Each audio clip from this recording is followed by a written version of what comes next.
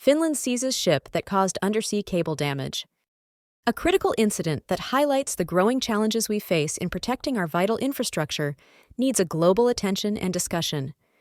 Just yesterday, Finnish authorities seized an oil tanker suspected of damaging an undersea power cable in the Baltic Sea, an event that represents not just an isolated incident, but part of a disturbing pattern that demands our immediate attention.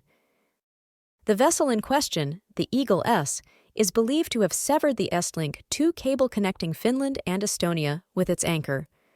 What makes this particularly concerning is that the ship is suspected to be part of Russia's shadow fleet, vessels used to evade Western sanctions. Finnish authorities acted swiftly, boarding the vessel and launching an investigation into what they're calling aggravated criminal mischief. This incident doesn't stand alone. We've witnessed a series of similar disruptions across European waters. Just last month, an underwater communications cable between Finland and Germany was cut, and damage was reported to another cable linking Lithuania and Sweden.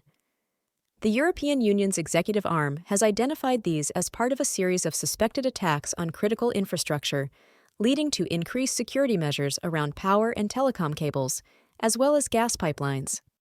To put this in perspective, these incidents echo similar patterns we've seen in the past. The 2022 Nord Stream pipeline explosions served as a wake-up call for the vulnerability of our undersea infrastructure.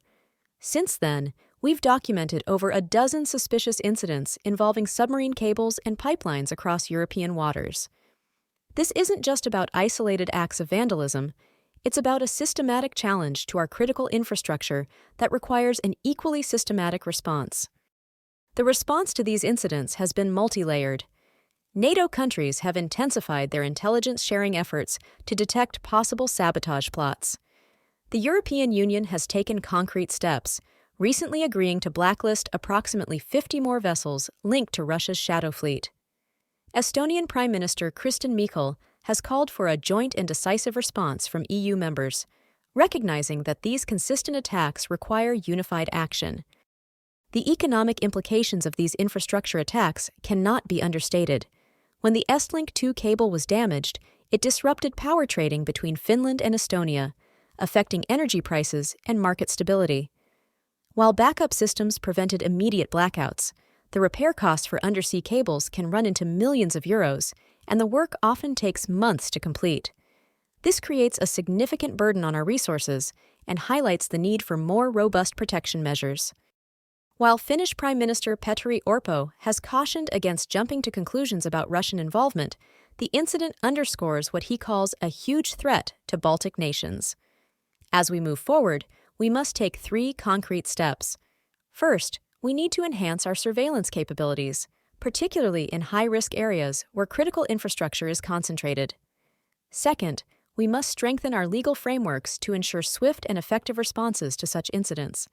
And third, we need to invest in redundancy and resilience, creating backup systems and alternative routes for our most critical communications and power networks.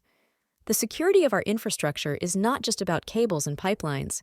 It's about maintaining the stability and connectivity that our modern society depends upon. We must act now to protect these vital systems, not just for our present security, but for the future stability of our entire region. Thank you for your attention to this crucial matter.